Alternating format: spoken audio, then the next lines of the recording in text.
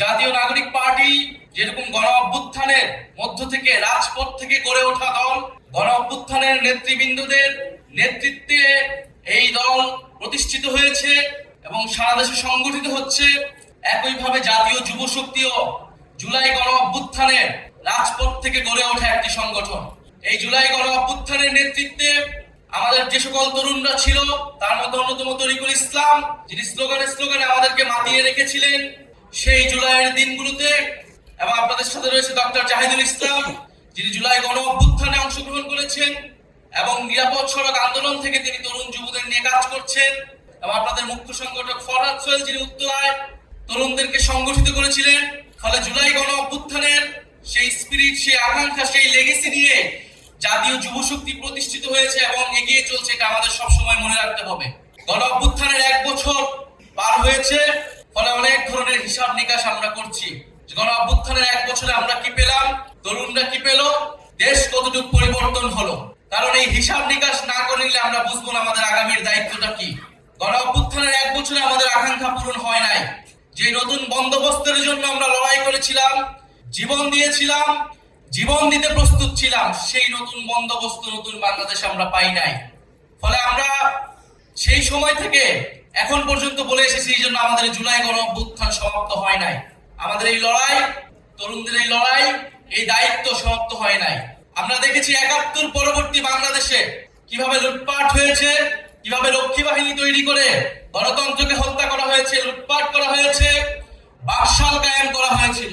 আমরা দেখেছি ৯০-এর গণ অভ্যুত্থানের পরেও যে প্রতিশ্রুতি জনগণকে দেওয়া হয়েছিল, ছাত্র সমাজকে দেওয়া হয়েছিল, সেই প্রতিশ্রুতি রক্ষা করা হয় নাই। ফলে ২৪-এর গণ অভ্যুত্থানকে ব্যর্থ করে দিতে, ২৪-এর গণ অভ্যুত্থানের প্রজন্মকে প্রতারিত করতে সকল ধরনের আয়োজন সম্পন্ন হয়েছে। কিন্তু আমরা বলতে চাই, সমীকরণ এখনই শেষ হয়ে যায় নাই।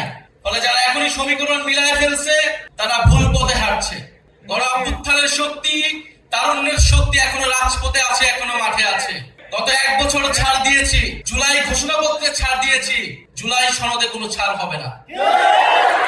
1% ছাড়ও জুলাই সনদে দেওয়া হবে না। যেই মৌলিক সংস্কারের রূপরেখা জনগণের পক্ষ থেকে ঘোষণা করা হয়েছে, যেই মৌলিক সংস্কার, যেই নতুন বন্দোবস্তের কথা আমরা বলেছি, যেখানে গণতন্ত্র নিশ্চিত হবে, স্বৈরাচার আর ফিরে আসতে পারবে না, রাষ্ট্র কাঠামোকে গণতান্ত্রিক হিসেবে গড়ে তুলবো, সেই জুলাই সনদে আমরা 1 বিন্দু পরিমাণ ছাড় দিব না। আমরা নির্বাচন চাই। নির্বাচন, গণতন্ত্র, ভোটাধিকারের জন্যই আমাদের লড়াই ছিল। কিন্তু আমরা এর সাথে বলেছি, পরিবর্তনের মধ্য দিয়ে বাংলাদেশকে যেতে হবে। বাংলাদেশের এই মুহূর্তে সবচেয়ে বড় সংকট হচ্ছে স্থিতিশীলতা এবং জাতীয় ঐক্য ধরে রাখা। যদি রাজনৈতিক দলগুলো, রাজনৈতিক শক্তিগুলো নিজেদের মধ্যে জাতীয় ঐক্য ধরে রাখতে না পারে, দেশের স্থিতিশীলতা নিশ্চিতে নিজেদের মধ্যে ছাড় দেওয়ার মানসিকতা তৈরি না হয়, তাহলে আরেকটি ১-১ আসবে। কারণ আমরা ইতিহাসে এটাই দেখেছি।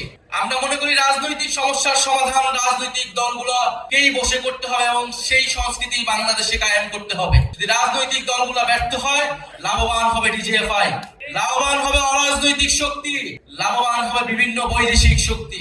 আমরা গণ অভ্যুত্থানের পরে যেই জাতীয় ঐক্যের স্বার্থে, বাংলাদেশের স্থিতিশীলতার স্বার্থে গত 1 বছর ধরে গণ অভ্যুত্থানের শক্তি, বৈষম্য বিরোধী শক্তি, জাতীয় নাগরিক পার্টি বারবার ছাড় দিয়ে গিয়েছে। কিন্তু ছাড় দিতে দিতে আমরা শেষ প্রান্তে এসেছি। আমরা এবার ছাড় দিব না। আমরা এবার আদায় করে নিব যে গণ অভ্যুত্থানের পরে নতুন বাংলাদেশের প্রতিশ্রুতি আমরা দিয়েছি, যে গণতন্ত্র প্রতিষ্ঠার, বৈষম্যহীন বাংলাদেশ প্রতিষ্ঠার প্রতিশ্রুতি দিয়েছি, অন্তর্বর্তী সরকার যেই প্রতিশ্রুতি দিয়ে, যে শহীদের রক্তের উপর দিয়ে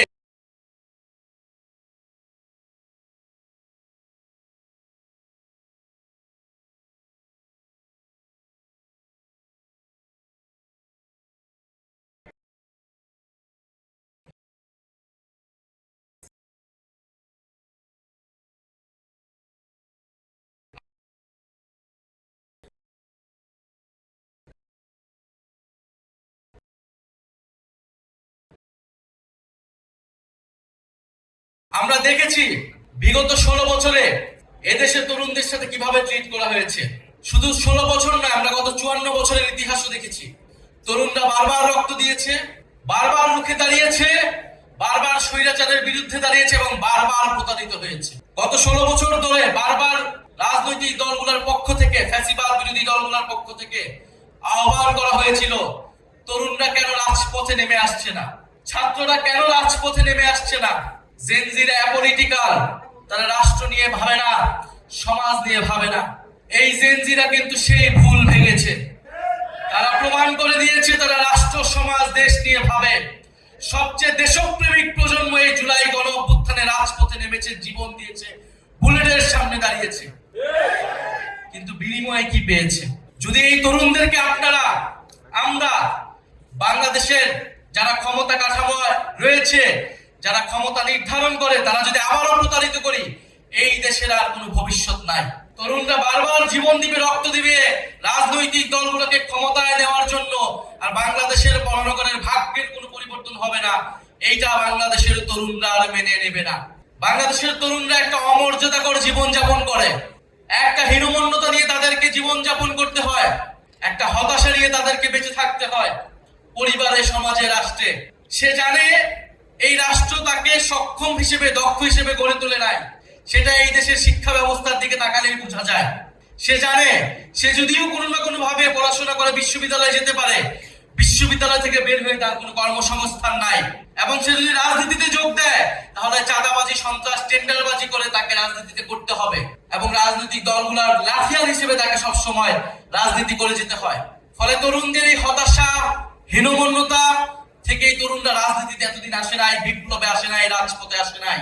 জুলাই গণ অভ্যুত্থানে তারা এসেছে, সাড়া দিয়েছে বিবেকের তাড়নায়, স্বপ্ন দেখেছিল। ফলে সেই স্বপ্ন যদি আবারও ভঙ্গ হয়, সেই স্বপ্ন যদি আবারও প্রতারিত হয়, বাংলাদেশের জনগণ কোনোদিনই ক্ষমা করবে না, যারা এর জন্য দায়ী থাকবে। কিন্তু আমরা আজকে এখানে বলতে এসেছি, সেই স্বপ্ন ভঙ্গ আমরা হতে দিব না। বাংলাদেশের জুলাইয়ের প্রজন্মকে আমরা প্রতারিত হতে দিব না। আমাদের নিয়ে যতই মিডিয়া ট্রায়াল করা হোক, আমাদের নিয়ে যতই ষড়যন্ত্র করা হোক না কেন, গণ অভ্যুত্থানের আকাঙ্ক্ষায় তরুণ প্রজন্মকে ক্ষমতায়িত করতে আমরা রাজপথে লড়াই করে যাব। আমরা বলেছি তরুণদেরকে ক্ষমতায়িত করতে হবে, এর মানে এটা না এনসিপি কে ক্ষমতায় আনতে হবে।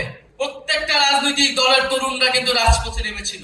ছাত্র সংগঠন, যুব সংগঠনরাই লড়াই করেছিল, ভ্যানগার্ড হিসেবে থেকেছিল। রাজনৈতিক দলগুলো তার কতটুকু মূল্যায়ন করেছে?